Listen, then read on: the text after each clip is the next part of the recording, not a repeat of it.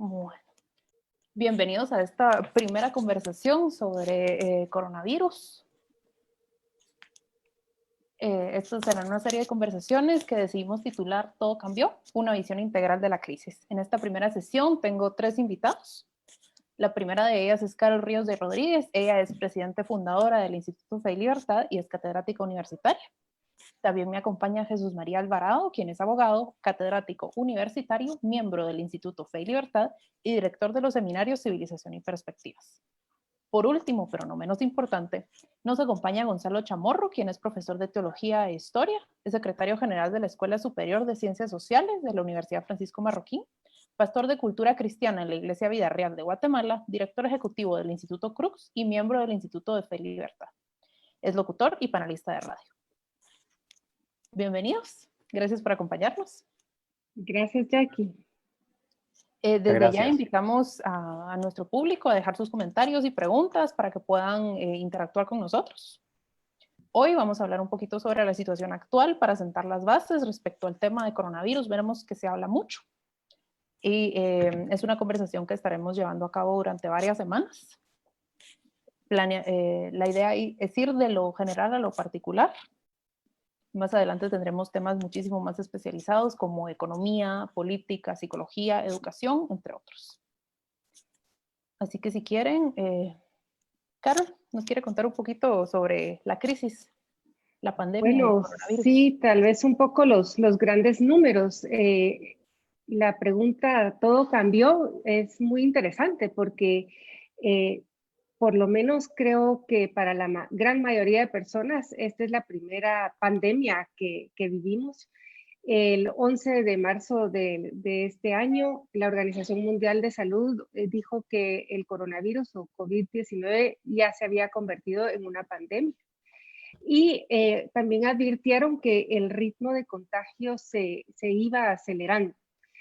Pasamos de 100,000 casos en 2 meses a 2,000 contagiados en 11 días y 3,000 contagiados en tan solo 4 días. Si nos metemos a ver el sitio de Worldometers, ahora dice que hay 2,639,039 personas contagiadas y que hay 183,894 fallecidos por causa del coronavirus. La gran mayoría, como el 80% de los pacientes que se contagian, se recuperan de la enfermedad, pero pues es una enfermedad que sí se está sintiendo por todo el mundo y a causa de ella, y tal vez eso es lo más importante, se han cerrado negocios, se han cerrado escuelas, universidades y nos ha cambiado radicalmente la vida a todos. Y sí, y yo quisiera aportar en esa vía y muchas gracias por la invitación a este foro, a este diálogo, a este coloquio, porque realmente es muy enriquecedor compartir ideas con Carol, con Jesús y contigo, Jacqueline, sobre todo en tiempos de pandemia, en tiempos de crisis. Al principio hablábamos de epidemia, hoy tenemos que hablar de pandemia porque las dinámicas, como nos comenta Carol, ha cambiado el escenario contemporáneo. Y si bien es cierto, no es la primera vez que nos topamos con una pandemia, posteriormente en otras dinámicas estaremos hablando sobre la historia de la pandemia. Creo yo, Jesús María, que una de las cosas interesantes de esta pandemia es que es la primera que se da en un contexto global. Eso me recuerda a las palabras de Marshall McLuhan, que populariza el término aldea global allá por el año 66 en su libro Understanding Media, y precisamente él planteaba que cada vez estamos más unidos que nunca. La conectividad en términos económicos, en términos políticos y en términos tecnológicos es inevitable y hoy se ha demostrado tristemente en esta crisis, Jesús María, que estamos viviendo. Total, muchísimas gracias por la invitación. Es un placer estar aquí con ustedes. Yo de alguna manera también coincido con Gonzalo en este sentido. De hecho, redacté algunas reflexiones para publicarlas en el portal de Fe y Libertad, precisamente con unas reflexiones a partir precisamente de esto bastado y cuyo resultado ha sido con el COVID-19 que los estados han venido cerrando fronteras. Ya después quizás podemos hablar un poco de esto, pero el primer choque inicial fue vivimos más conectados que nunca, podemos viajar en 2 horas de Guatemala a Miami, podemos usar correos expeditos a través de las grandes compañías de envíos de correos, estamos conectados por las comunicaciones como este tipo, y entonces creo que además del hecho de que se da el COVID en una época altamente conectada, que de hecho eso posibilita que haya más contagios, eso también es una de las cuestiones, también se da un hecho que a mí también me preocupa, que es la reacción frente al COVID. Entonces me preocupa un poco es que la reacción frente al COVID puede llevarnos, no digo que necesariamente, pero puede llevarnos a, a un escenario sí parecido a escenarios pretéritos un poco peligrosos. Es decir, la idea de que mientras más nos cerremos, es la medida necesaria para enfrentar el COVID, ignorando las consecuencias que esto puede tener desde el punto de vista político, geopolítico, económico, ¿no? Y si me permiten poder aportar en esa vía, porque interesantemente sí ha generado ya respuestas y respuestas que han hecho reivindicar a algunos políticos o mantener sus posiciones respecto a esta pandemia. ¿Por qué? Porque nos plantea un dilema moral. Y el dilema moral es, trabajamos para cerrar todas las fronteras, cerramos la economía para que el virus no se propague en nuestra nación a costa del desarrollo económico, o lo que hacemos es que permitimos que las naciones funcionen como venían funcionando, que el mercado siga abierto, pero generamos un problema en los más vulnerables, en la gente adulta mayor o la gente que tiene problemas respiratorios. Y eso lo hemos visto porque las primeras decisiones, por ejemplo, que hizo Boris Johnson o Jair Bolsonaro fue, pues dejemos los mercados abiertos y veamos qué sucede. Y hoy han tenido que reivindicarse ante la propagación que ha generado esta pandemia. Y sin embargo, el problema, Carol, creo yo que sigue ahí, porque tarde o temprano, si los mercados no se abren, vamos a tener un problema mayor, y el problema mayor es una depresión económica. Sí, gracias, Gonzalo. A mí me parece que es una falsa dicotomía, ¿verdad? ¿Salvamos vidas o nos preocupamos por ganancias? Me parece una forma muy tosca de poner las cosas. La actividad económica es absolutamente esencial y vital para las personas. Y la forma en que se ha coactado realmente es diferente en diferentes países, pero un corte obligatorio de tajo de la actividad económica puede ser extremadamente dañina y se avecina una recesión, sí o sí, ¿verdad? Que va a tener consecuencias muy serias para la mayoría de los guatemaltecos y de los habitantes del mundo entero.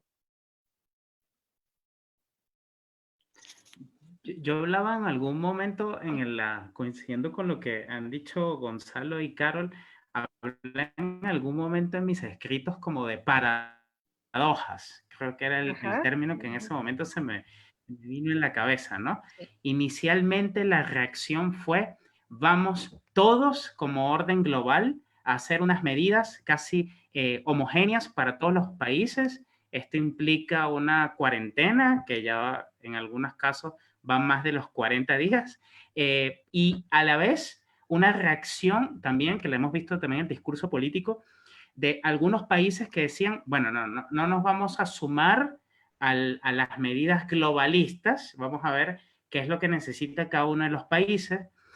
Boris Johnson al final fue uno de los que habló de la vía inglesa, luego también la vía inglesa, como mencionó Gonzalo, terminó siendo vía europea en cierto sentido, pero creo que también está la cuestión de Suecia. Creo que Suecia, entiendo, he leído algo que tienen reticencia para esas medidas. Entonces, una de las cosas que me ha parecido interesante de esta coyuntura es estas paradojas, ¿no? A la vez, vivimos un mundo global, pedimos soluciones globales y casi que todo el mundo pide que en algunos centros específicos de esa globalidad surjan las vacunas para que nos cuiden a todos, pero a la vez cada uno de los estados cierra fronteras, protegernos nacionalmente para no contagiar a nuestra población. claudicar en cierta forma con la libertad económica, porque se entra en la falsa dicotomía que decía Carol, de si la economía, que si la vida, etcétera. Y entonces, a la vez, cerrar fronteras en un mundo globalizado es bastante inconsecuente también con la necesidad de un orden económico libre, interconectado. Entonces, lo que yo he visto en estos días es que estamos constantemente en unas paradojas, quizás debe ser de la incertidumbre, producto de la incertidumbre, o quizás también, como decía Gonzalo inicialmente, que no hemos vivido en los últimos 100 años más o menos algo por el estilo, y la historia no es una de las cosas más favoritas en el mundo moderno, y entonces estamos un poco como viendo qué se puede hacer, pero en unas paradojas que pueden ser oportunidades, pero también esconden ciertas amenazas, ¿no? Yo sí quisiera retomar el tema de la paradoja porque para mí es interesantísimo ese término en el debate contemporáneo, porque la paradoja de lo que nos plantea el coronavirus es que hemos, por lo menos los últimos 20 años, generado una confianza extrema en el campo científico como el elemento relevante para resolver cada una de las áreas de la vida humana. Y resulta que ahora estamos vulnerables, porque no se ha encontrado la solución desde el campo de las ciencias fácticas, no se ha encontrado la solución desde el campo del análisis médico, y eso nos genera una vulnerabilidad que nos plantea indudablemente preguntas de carácter existencial, filosófico, e interesantemente un regreso a la dinámica del espíritu, a la pregunta por la trascendencia, porque esto no es solo una cuestión médica, tiene que ver con la condición humana, y como tiene que ver con la condición humana, tiene que ver no solo con el aspecto físico, sino también con el espíritu, Carol, porque nos permite hablar de la posibilidad de algo trascendente al ser humano, que le da esperanza en un mundo donde ni siquiera la ciencia nos da todavía una respuesta concreta. Yo no Antes sé. de que contesten, los quiero interrumpir 5 minutos para, 5 segundos para poder contarles que nos están llegando varios comentarios. Ok. A ver, les cuento. Camilo Bello mencionó la falacia del falso dilema que mencionaba Carol. Ligia Bris nos pregunta, ¿qué tipo de medidas podrían tomarse para cuidar la salud y la economía desde el gobierno y desde la empresa? Okay. También la Iglesia Misionera de Jesucristo pregunta si todo esto ocasionará, ¿qué va a ocasionar todo esto en el orden mundial? ¿Qué respuesta podemos dar? Cristina Todd, por otro lado, nos comenta los más vulnerables en cuanto a la salud y a la economía incluyen a la gente que sufre de desnutrición crónica y no hay una respuesta sencilla. Y por último, tenemos a Mario Salvatierra que dice, valioso que todo el esfuerzo en su medida vaya dirigido hacia el cuidado de la vida humana. Por cierto, de la muerte no hay rescate o vuelta atrás dependiendo de la cosmovisión, pero de una recesión económica sí lo hay. No sé si quisieran responder. Caro, por favor. A mí me gustaría, no sé si se puede responder a todas las preguntas de un solo, pero tal vez algunas pinceladas en lo que venía diciendo Gonzalo y tratando de amarrarlo un poco con algunos de estos comentarios. Yo creo que he notado una necesidad mayor de una orientación espiritual o unas explicaciones sobrenaturales. Yo creo que la dimensión sobrenatural es muy importante cuando nos encontramos viviendo unos niveles de incertidumbre tan grandes. Y efectivamente, aquí hay otra paradoja. Nuestras iglesias están cerradas, no hemos podido acudir a ellas, no hemos podido rezar de la forma en que estamos acostumbrados. Y entonces hay debate también en este sentido que sería interesante explorar en los próximos miércoles también, ¿verdad? Sobre cómo podemos hacer vida nuestra fe de una forma más normal, por ponerlo así. Y si se van a reabrir negocios, pues también poder reabrir iglesias. Y luego tal vez comentar un poco sobre el tema de la salud. Efectivamente la salud es muy importante, pero para cuidar de la salud necesitamos de recursos económicos. No cabe la menor duda que ahora lo que nos va a salvar va a ser una vacuna que va a ser desarrollada gracias a la prosperidad de la que gozan los países más desarrollados. Y la salud de las personas entonces va a requerir de que la economía siga vigente y siga funcionando. Obviamente podemos hacer mucho desde el lado de la solidaridad por los desnutridos, como decía Cristina, pero tenemos que complementar o entender que esa solidaridad tiene su raíz en un aparato productivo que está generando riqueza y proveyéndonos de los recursos y los insumos para hacer frente a esta crisis. Lo que yo aportaría desde el campo del pensamiento, y en la misma línea que Carol ha mencionado, es que podemos seguir haciendo muchas preguntas y hay que seguir haciéndolas porque esto nos da la oportunidad de reflexionar y de responder. No necesariamente tenemos la respuesta exacta y específica a algo que estamos viviendo ahora en el momento. Lo que sí es cierto es que podemos echar mano de la historia para ver cómo se ha hecho en el pasado con otras dinámicas en términos de pandemias, en términos de crisis, para intentar poder responder a la luz de ese marco histórico, porque las preguntas tanto de carácter económico como las preguntas de carácter existencial van a estar a la orden del día. Alguien nos planteaba de cuál va a ser el nuevo orden mundial. Hay un nuevo orden mundial.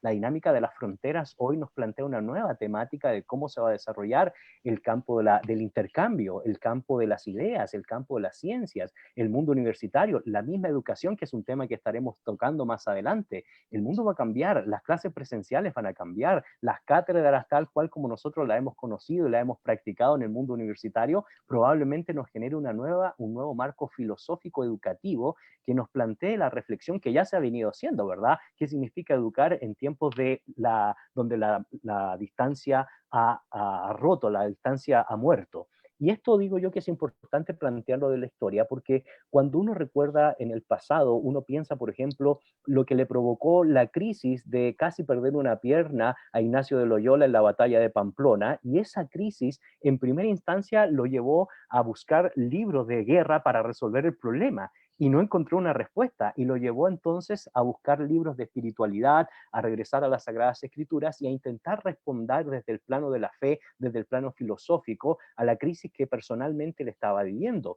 Por otro lado, en el mundo protestante, Martín Lutero, cuando va a Wittenberg a enseñar Sagradas Escrituras, vuelve a tener un rebrote de la peste bubónica y él da 3 respuestas a esa problemática. Uno, dice que es necesario que nosotros practiquemos la higiene, o ellos practiquen la higiene para evitar una contaminación. 2, que seamos solidarios. Y 3, vuelve a leer los salmos para encontrar esperanza existencial, teológica, en la literatura bíblica del Antiguo Testamento. Pero no nos olvidemos, la peste bubónica sacó lo mejor de la literatura del Renacimiento. Boccaccio, Petrarca, el Dante, o la famosa obra del el flautista de Hamelin, que de los hermanos Green, donde esa crisis dio una oportunidad, porque yo creo que esta temática nos lleva a un segundo punto. Más allá de seguir analizando el coronavirus, y quizás nosotros no seríamos los expertos en términos técnicos, ¿verdad? Y probablemente podamos invitar a un médico, un epidemiólogo, un biólogo que nos pueda dar algunos datos más específicos sobre esta temática. Yo sí entraría en el campo del pensamiento para responder a las diferentes preguntas que se han planteado. Y la respuesta muy concreta, y no sé qué opinas tú, Jesús María, Carol, es que toda crisis se constituye inevitablemente en una oportunidad. Y lo digo porque si ustedes se dan cuenta, el mundo no ha parado. Desde el siglo XIX hemos vivido revolución tras revolución, revolución industrial, revolución política, revolución tecnológica, y no hemos parado hasta ahora. Y obviamente el hecho de que hemos parado nos plantea la oportunidad de pensar, de proponer y de sacar lo mejor de nosotros, que es la creatividad humana.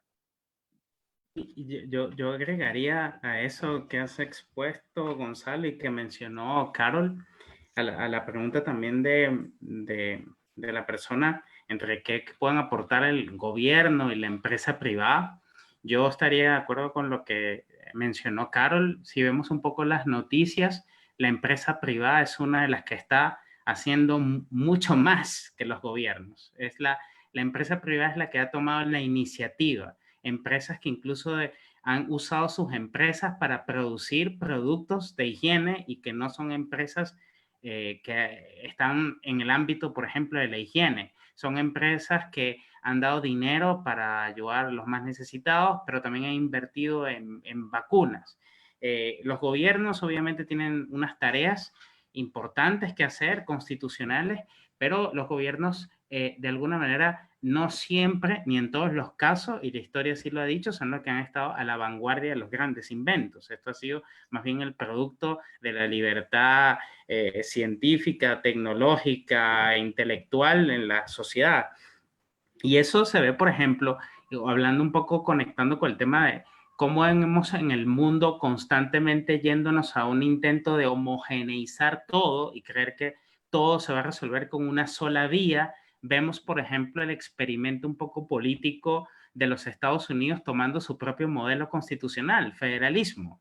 Es decir, cada estado tiene sus propias particularidades, cada estado ha venido enfrentando la situación de una manera y entonces en esa competencia sana por ver quién de alguna manera tiene las mejores estrategias y las mejores ideas para poder resolver este virus y este enemigo invisible, entonces se pueda aprender. Y en este caso vemos, por ejemplo, como en Estados Unidos hay unos estados que dicen que van a abrir la economía en tantos días, otros estados dicen que no pueden. Y yo creo que eso también puede ser una lección, sobre todo para países como los nuestros, en que creemos que siempre las decisiones son siempre top-down, de arriba hacia abajo, y solo hay una medida. Yo creería más bien que debemos es ver que ante un problema tan complejo, bueno, soluciones diversas y tomando en cuenta la complejidad, ¿no? Y estoy de acuerdo con lo que decía Gonzalo, yo por lo menos de epidemiólogo y no sé nada, pero creo que es una buena oportunidad para ya discutir como lo estamos haciendo aquí y se va a seguir haciendo en Fe y Libertad.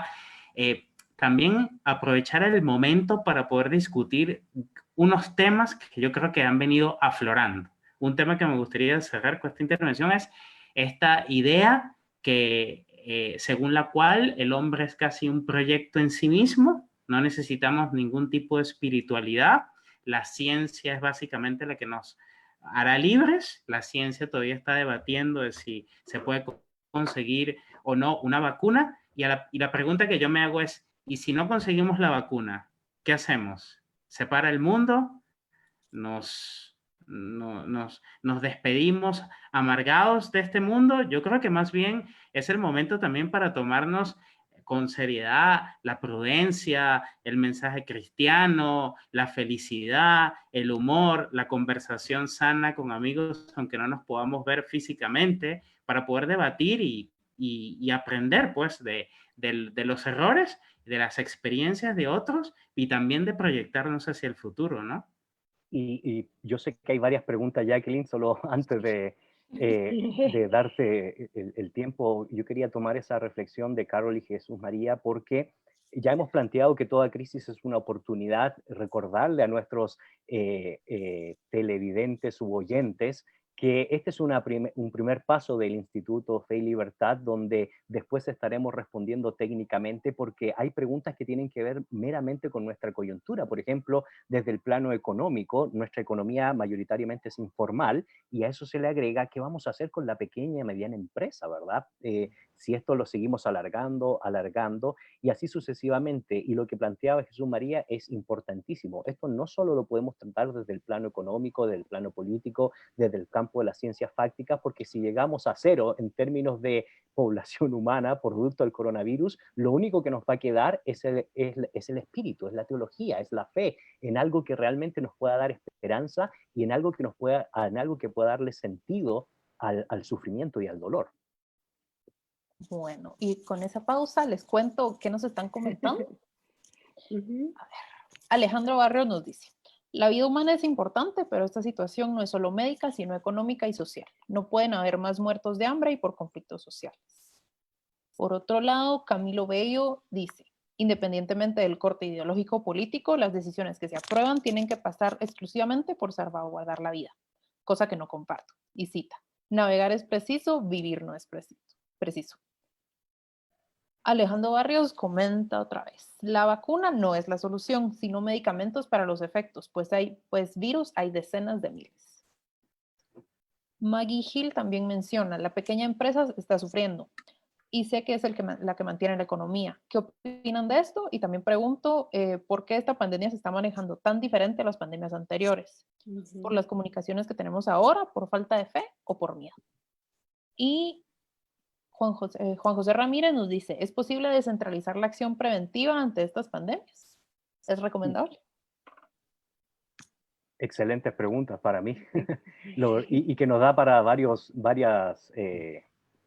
entregas, ¿verdad? De parte del instituto. Yo solo quería reflexionar en una de las participaciones de que indudablemente esto no solo tiene que ver con el tema económico, político, espiritual, tiene que ver con toda la dinámica que rodea al ser humano y sobre todo uno de los elementos importantísimos a tomar en cuenta es la visión política del ser humano, pero también la visión religiosa. Carol Jesús María, de quiénes somos como seres humanos y cuál es nuestro sentido de responsabilidad, porque pues realmente será la solución a este problema la vacuna. Y ahora es cierto, uno de nuestros oyentes está diciendo, pues hay muchos más problemas, y de hecho los hay, y son mucho más graves. De hecho, han muerto más niños de hambruna en un mes que gente por el coronavirus. Las estadísticas De nos plantean que abortos. exactamente. Entonces, esto nos está trayendo a reflexionar no solo con el tema del coronavirus, sino con el tema de los males que vivimos como sociedad en términos generales. Sí, la pregunta del miedo a mí me parece muy interesante. ¿Por qué? ¿Por qué hay tanto miedo o por qué desde el día uno la respuesta ha sido eminentemente política? Yo creo que son preguntas muy interesantes. La pregunta sobre si se puede manejar esto de forma descentralizada, como sugería Jesús María, yo me inclino también por ese tipo de soluciones porque es la única forma en que vamos a aprender mejores prácticas. Si hay diferentes ejercicios o diferentes modelos, el modelo de Singapur, el modelo de Taiwán, el modelo de cada estado estadounidense, entonces vamos a poder aprender de las experiencias y reproducir, digamos, mejores resultados. Si tenemos un único mecanismo de ataque que viene desde arriba, desde la OMS y se propaga a todos los estados y es muy coercitivo, no vamos a poder aprender. Entonces, a mí me parece eso muy interesante. Pero por el otro lado, este también es un tema muy interesante para debatir la libertad. Porque, ¿qué pasaría si nos dejaran a todos en libertad? ¿Nos comportaríamos como estamos haciéndolo hoy día? ¿Guardaríamos la distancia social? ¿Usaríamos mascarillas? ¿Nos lavaríamos constantemente las manos?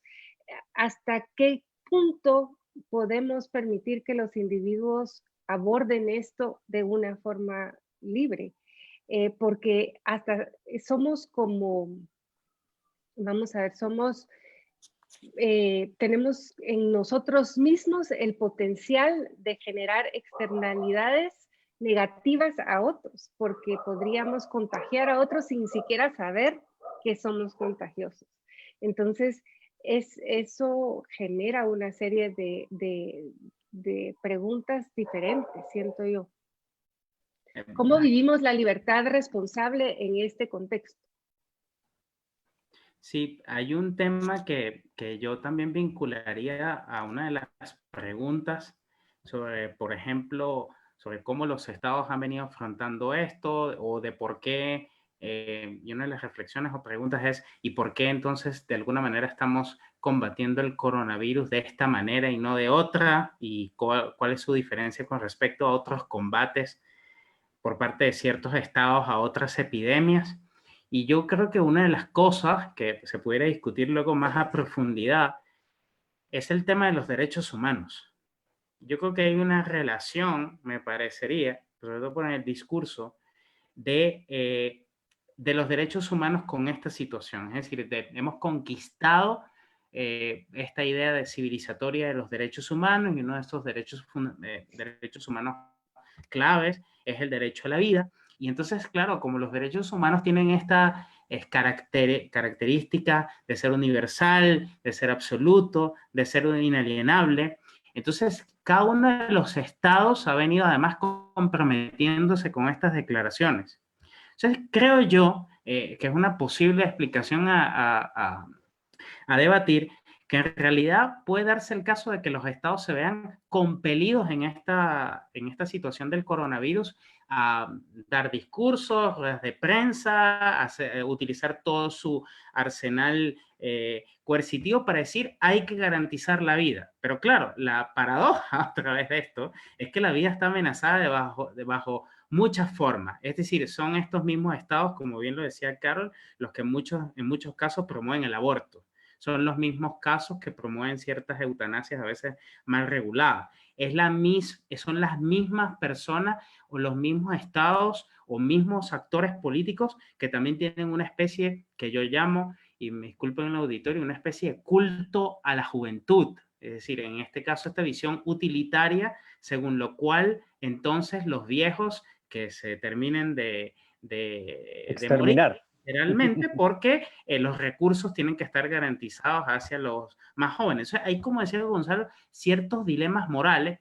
Luego también está la cuestión de que al Estado probablemente no es que le preocupe el derecho a la vida de cada uno de nosotros, sino que le preocupa el colapso del sistema sanitario en los picos grandes. Entonces, por esto, básicamente, son todas las medidas de distancia social, de no contagio, porque, bueno, si nos contagiamos todos, el sistema sanitario colapsará y luego, a posteriori, cuando las aguas vuelvan al río, si eso es posible, entonces las demandas por violaciones de derechos humanos serían clarísimas en muchos países. O sea, ahí hay unas paradojas extrañas, pero yo diría, por ejemplo, que a mí me llama mucho la atención estos dilemas morales entre, así como se decía, entre economía y vida, que es como un dilema allí raro, también está este dilema de jóvenes o viejos. ¿Qué preferimos? Por una visión un poco cristiana, a mí me suena un poco que habría que explorar bastante, ¿no? Luego también tenemos, y con esto cierro esta intervención, el tema de la ciencia, que ya también mencionaba Gonzalo en algunas de las preguntas que se hacían. Claro, pero la ciencia, que obviamente yo creo en ella, tiene también sus limitaciones, y esto puede durar mucho tiempo. Creo que hay una especie, más bien, yo la denomino voluntarismo científico. Si pongámonos todos de acuerdo que en un mes vamos a conseguir la vacuna del coronavirus. Bueno, probablemente hay muchas enfermedades que ni siquiera tienen vacuna y ni siquiera tienen cura. Tengo familiares que han muerto por cáncer y el cáncer sigue siendo un tema allí que no logramos avanzar mucho. Y luego muchísimas otras enfermedades. Entonces, me pareciera que hay algo un poco extraño, un poco en el debate, tomando la idea de Gonzalo, aprovechar esta coyuntura en nuestras casas, usando las redes para meditar sobre cuestiones que nos llevan al campo del pensamiento, ¿no? De la reflexión moral, política, social, económica, jurídica. Sí. Yo Bueno, quisiera... y ahí quisiera sí. pararlos rápidamente para contarles, primero que nos queda poquito tiempo, nos quedan 10 minutos. Híjole. Se pasó muy rápido el tiempo. Y la gente nos sigue comentando, están muy interesados en todo el tema económico.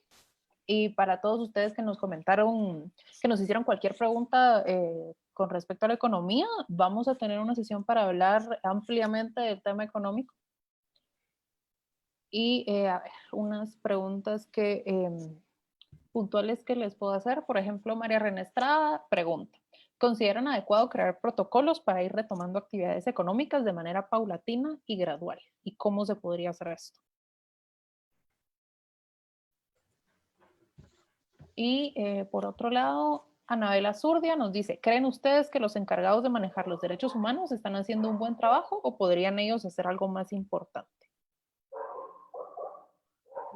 Cristina Tot también menciona que le parece muy interesante lo que comenta Carol y pregunta: ¿cómo ser libre responsablemente? No sé si alguien quiere Bueno, yo contestar en solo los quería últimos decir que minutos. todas las preguntas nuevamente responden ya a categorías más específicas, y la primera intención que nosotros tenemos era seguir haciendo, igual como todos ustedes, queridos oyentes, más preguntas, porque es una sesión introductoria, ¿verdad? porque nuevamente las preguntas nos van a nosotros ayudar a poder ir dirigiendo las diferentes sesiones que hemos de tratar, los diferentes coloquios que hemos de reformar, y las preguntas van a ir surgiendo también sobre las preguntas que vamos planteando, las respuestas que vamos desarrollando. Yo solo quisiera retomar el tema de la ciencia porque François Rebellier decía que ciencia sin moral es la ruina del alma. Entonces, ¿para qué está la ciencia si no es para hacer al ser humano cada vez más libre, pero responsable? ¿Cómo entendemos hoy la responsabilidad en medio de los debates, en medio de las diferencias, en medio de las disensiones?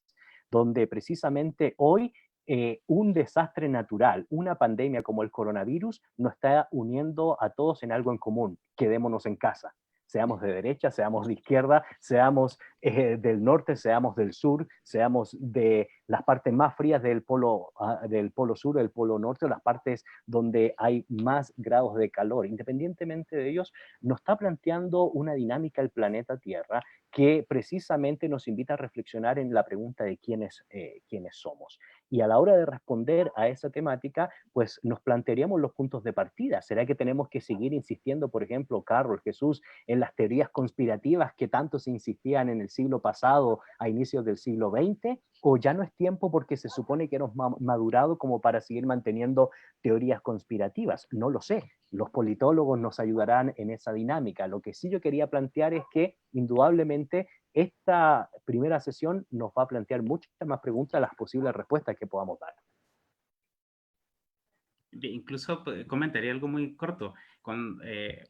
Disculpe que hable, pero cuando escribí este artículo sobre las paradojas del coronavirus, alguien que me aprecia mucho me preguntaba, ¿y cuál es tu posición? Yo decía, no tengo posición todavía. O sea, es mostrar las paradojas de lo que está aconteciendo. Quizás la realidad sea más complicada y como bien dicen ustedes, la idea es un poco introductoria, es decir, plantearnos preguntas y luego ir a ejercicios específicos para ir a responder.